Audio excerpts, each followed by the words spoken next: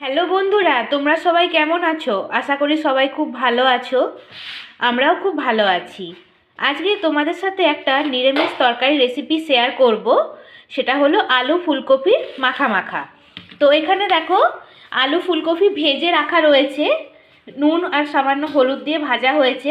আলু ফুলকপি ভাজাটা তোমাদের সাথে আর শেয়ার করিনি, এখন পদ্ধতিটা তোমাদেরকে দেখাবো। তো দেখো, গ্যাস অন করে কড়াই বসিয়ে সরষের তেল দিয়ে দেওয়া হয়েছে।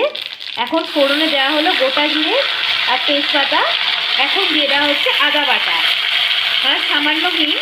যেহেতু নিরামিষ তরকারি, হিংটা দিলে তরকারির গন্ধটাও ভালো হয় আর স্বাদটাও ভালো হয়। তো এটা আমরা একটু ভেজে নেব। এখন আমরা দিচ্ছি পরিমাণ মতন নুন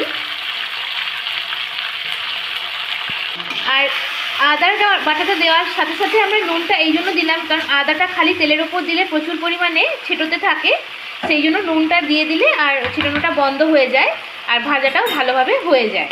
বন্ধুরা, এখানে আমরা সমস্ত গুঁড়ো মশলাগুলো নিয়েছি, হলুদ গুঁড়ো, ধনে গুঁড়ো, জিরে গুঁড়ো এবং লঙ্কা গুঁড়ো, সেটাও এখন দিয়ে দেওয়া হলো। এখন আদার সাথে মশলাটাও হালকা ভেজে নেওয়া হচ্ছে। তো বন্ধুরা দেখো, এখানে আমরা একটা পেস্ট বা বাটার মতন বানিয়ে নিয়েছি। এর মধ্যে আছে টমেটো, কাঁচা লঙ্কা এবং ধনেপাতা। এই মিশ্রণটাও আমরা দিয়ে দিলাম। এখন আমরা এই মিশ্রণটাও কিন্তু ভালোভাবে কষিয়ে নেব। যেহেতু নিরামিষ তরকারি, তো এইভাবেই আমরা মশলাটা বানাই, তাতে তরকারির টেস্টটাও খুব ভালো হয় আর কষা কষা তরকারিটা খেতেও ভালো লাগে। তো এখন এই মশলাটা খুব ভালোভাবে কষিয়ে নেওয়া হচ্ছে। তো বন্ধুরা দেখো, মশলার গাছে কিন্তু তেল ছেড়ে দিয়েছে, মানে বুঝতেই পারছো কষানো খুব ভালোভাবে হয়ে গেছে। এখন আমরা ভেজে রাখা আলু ফুলকপিটা দিয়ে দিচ্ছি। তো আলু ফুলকপিটা দেওয়ার পর আমরা আরেকটুক্ষণ কষিয়ে নেব ফুলকপির সাথে। মশলাটা আলু আর ফুলকপির সাথে খুব ভালোভাবে যাতে মজে যায়।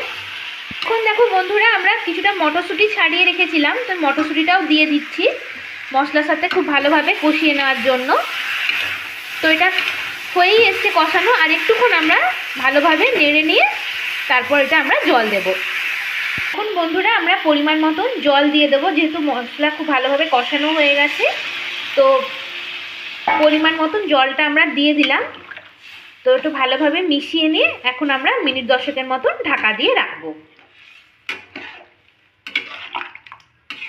তো ঢাকা দেওয়া থাক, তারপর তোমাদেরকে 10 মিনিট পর দেখাচ্ছি। তো বন্ধুরা দেখো, আমাদের কিন্তু ফুলকপি আলুর কষা কষা তরকারি রেডি হয়ে গেছে। এখন সামান্য একটু চিনি দিয়ে দেওয়া হলো স্বাদের ব্যালেন্সের জন্য, তোমরা না চাইলে নাও দিতে পারো। এরপর আমরা দেব গরম মশলার গুঁড়ো।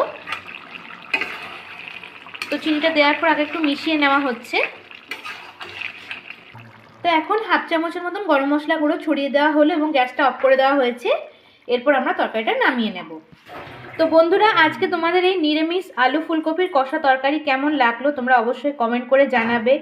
তোমাদের যদি কোনো রিকোয়েস্টেড রেসিপি থাকে যেগুলো তোমরা আমাদের কাছ থেকে জানতে চাও, তোমরা সেগুলো অবশ্যই কমেন্ট করে জানাবে। আমরা চেষ্টা করব অন্য কোনো ভিডিওতে তোমাদের সাথে সেগুলো শেয়ার করার জন্য।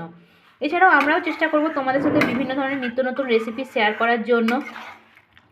সবার আগে তোমরা ভিডিওগুলো লাইক করবে, ভিডিওগুলো শেয়ার করবে এবং চ্যানেলটাকে ফলো করে পাশে থাকা বেল আইকনটা প্রেস করে দেবে। আমাদের চ্যানেলের নাম হলো P Parvati blogs. Please subscribe. ধন্যবাদ।